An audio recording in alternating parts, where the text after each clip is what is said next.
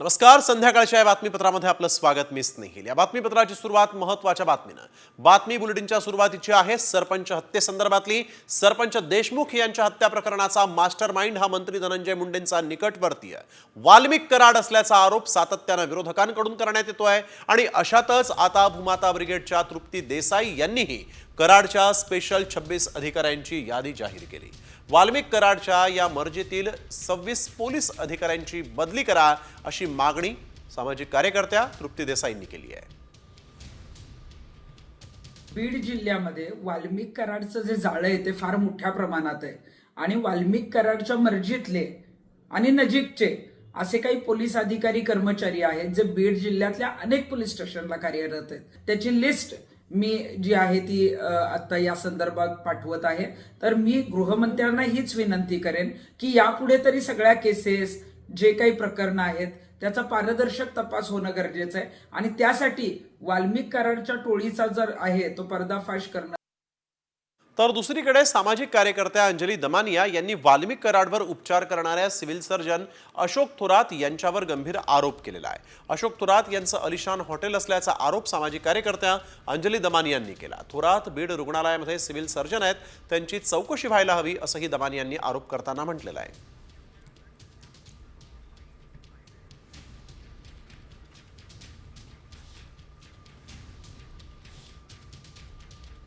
आताच्या घटकेला दोनदा VRS ची मागणी करून सुद्धा शासनाने त्यांना VRS दिली नाहीये, कारण त्यांच्यावरचे आरोप तितके भ्रष्टाचाराचे जे आरोप आहेत ते तितके गंभीर आहेत. मग असा व्यक्ती बीडचा सिव्हिल सर्जन का असावा? आणि जे आपण होताना दिसतंय, मला कुठे ना कुठे त्या PM पोस्टमॉर्टम जे केलं गेलंय संतोष देशमुख यांच्याबद्दल सुद्धा एक शंका आहे. आणि या सगळ्यांवर मी जेव्हा तपास करते तेव्हा मला ह्या अमुक अमुक गोष्टी दिसल्या, त्या जनतेपुढे आणाव्यात म्हणून मी ते ट्विट केलेलं आहे. तर दमानियांनी आरोप केलेले डॉक्टर अशोक थोरात कोण आहे पाहूयात. कोण आहेत अशोक थोरात ते आपण बघतोय. बीड जिल्हा रुग्णालयाचे जिल्हा शल्य चिकित्सक आहेत. दिवंगत आरोग्यमंत्री विमलताई मुंदडा यांचे ते स्वीय सहाय्यक होते. लोकसभेमध्ये शरद पवार गटाकडून निवडणूक लढवण्यासाठी थोरातांची चर्चा होती. अशोक थोरातांचे भाजपच्या नेत्यांसोबत जवळचे संबंध आहेत.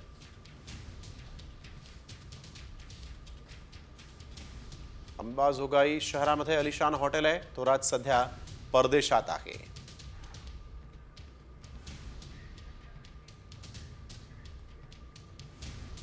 तर जितेंद्र आव्हाड यांनी बीडच्या जेल प्रशासनावर गंभीर आरोप केलाय. कराडला जेलमध्ये ठेवण्यात आलं, मात्र त्याच्या दिमतीला 7 पोलीस ठेवण्यात आलेले आहेत. बीडमधील त्याच्या गँगमधील छोटे मोठे गुन्हेगार मुद्दामहून स्वतःवर एखादा गुन्हा ओढावून घेत आहेत आणि जेलमध्ये कराडच्या जवळ पोहोचून रात्री मैफल रंगवतायत असा आरोप जितेंद्र आव्हाडांनी केला आहे.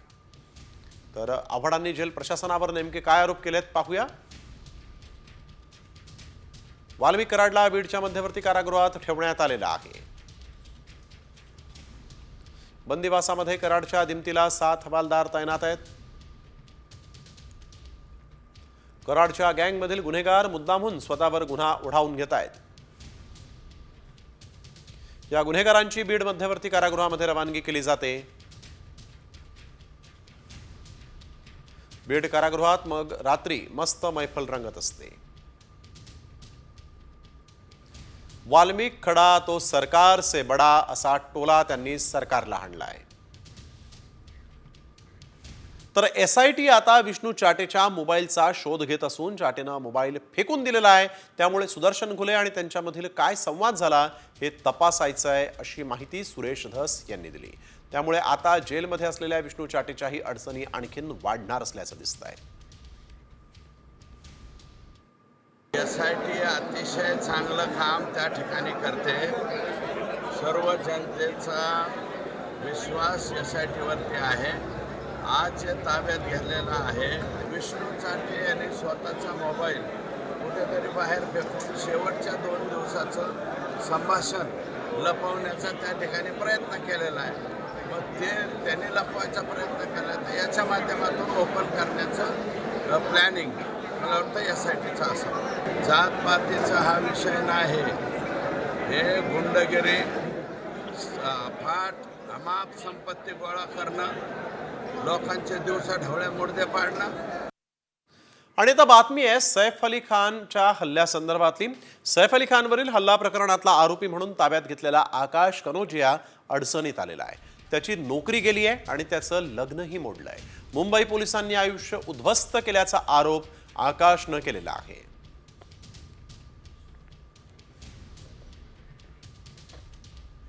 उसके घर वाले लोग ने मुझे बोला करके दोबारा यहाँ पे फ़ोन नहीं करना और हम लोग कोई रिश्ता रखेंगे नहीं तुम्हारे साथ में और ना हमारे को कोई रिश्ता रखना है अभी तुम्हारे साथ में, ना कोई हम रिश्ता बनाएंगे अभी. आता आम्ही तुला कामावरती ठेवतात, कधी पोलीस आली कधी तुला घेऊन गेले कुठे पूछताछ बिछताछसाठी, तर म्हणजे आम्हाला तर जबाब द्यावा लागेल ना का ड्रायव्हर गेला कुठे गाडी सोडून.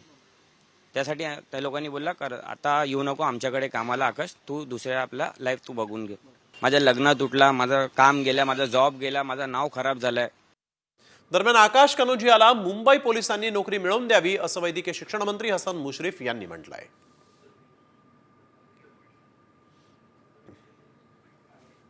खान संदर्भात एका मुलाला अटक करण्यात आली होती संशयित म्हणून, मग नंतर त्याला सोडून दिलं मुंबई पोलिसांनी. पण त्या मुलाची नोकरी गेली आहे, त्या मुलाचं लग्न मोडलेलं आहे. तर मुंबई पोलिसांनी मला उद्ध्वस्त केलं अशा पद्धतीच्या प्रतिक्रिया त्याच्या आल्या. काय सांगू? नाही, असं असेल तर चुकीचं आहे. पोलिसांनी आता पुन्हा त्याची नोकरी विक्री मिळवण्याचा प्रयत्न पोलिसांनी केला पाहिजे. तर वळूया पुढील बातमीकडे. लाडकी बहीण योजनेवरून देशातील सर्वात मोठी सरकारी बँक असलेल्या SBIनं एक मोठा इशारा दिला.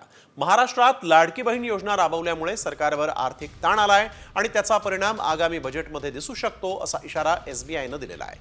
तसंच अशा योजना जाहीर करण्याबाबतही स्टेट बँक ऑफ इंडियानं चिंता व्यक्त केली आहे.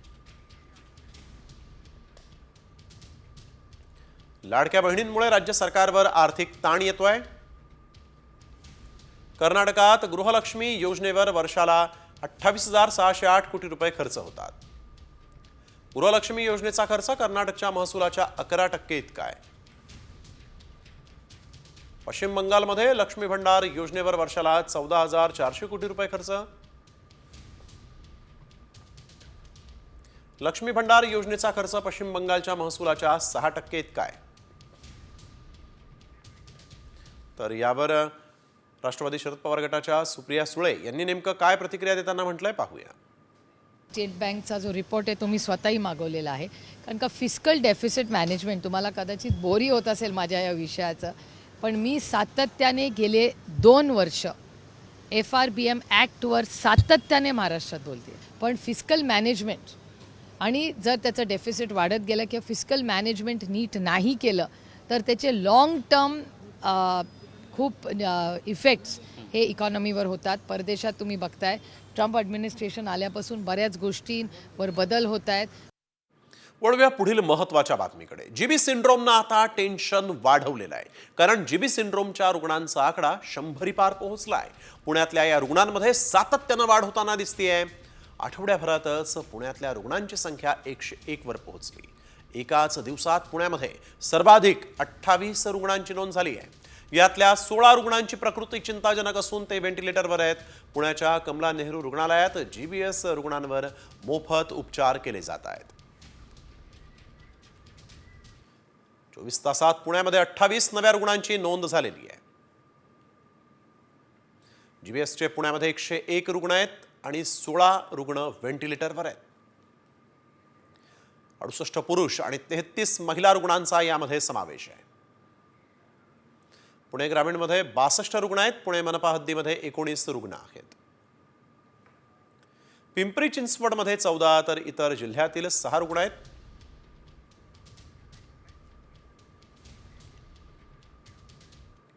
तर यावेळेस GB सिंड्रोमचा आरोग्यमंत्री प्रकाश आंबेडकर यांनीही आढावा घेतलाय. पुण्यातील ससून रुग्णालयात जाऊन आरोग्यमंत्र्यांनी GB सिंड्रोमच्या रुग्णांची भेट घेतली. तसंच रुग्ण वाढत असल्यामुळे आंबेडकरांनी पुण्यातील नांदेड गावातल्या विहिरींची पाहणीही केलेली आहे. तर विहिरीतील पाणी शुद्ध असून पाणी पिण्यायोग्य असल्याचा अहवाल पुणे महापालिकेनं दिलेला आहे.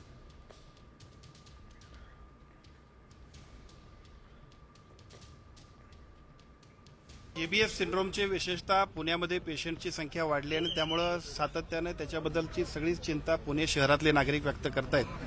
GBS सिंड्रोम हा यापूर्वीपासून बऱ्याच ठिकाणी जिथे जिथे प्रतिकार शक्ती कमी होते अशा सगळ्या पेशंट्सना या आजाराची खूप ठिकाणी लागण होते. या आजाराचा हा आजार संसर्गजन्य नाही. राज्यात जीबीएस सिंड्रोमचा धोका हा वाढत चाललेला आहे. पुण्यानंतर सोलापुरात जीबीएस सिंड्रोमचे 2 संशयित रुग्ण आढळले.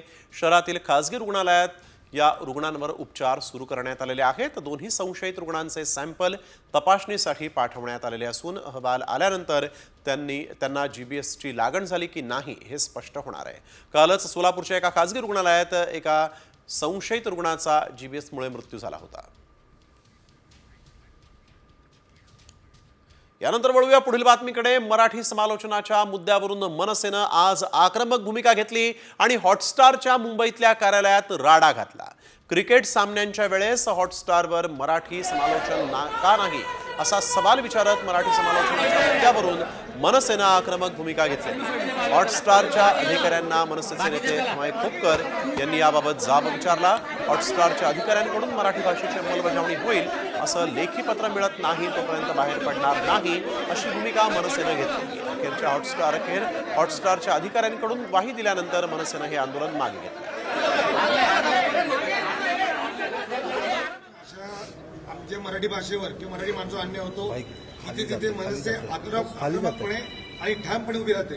याच्या पुढे देखील मराठी भाषेचा, मराठी माणसाचा, मराठीचा अपमान झाला तिथे तिथे मनसे खंबीरपणे उभे राहील. वळूया पुढील महत्त्वाच्या बातमीकडे. मनोज जरांगेंच्या उपोषणाचा आजचा 3रा दिवस आहे. आंदोलनाच्या 3ऱ्या दिवशी जरांगेंची प्रकृती खालावलेली आहे. त्यांचा बीपी आणि शुगर कमी झाला आहे. डॉक्टरांनी जरांगेंच्या आरोग्याची तपासणी केलेली आहे. मराठा समाजाला ओबीसीतून आरक्षण देण्याच्या मागणीसाठी जरांगेंनी आंदोलन सुरू केलेलं आहे.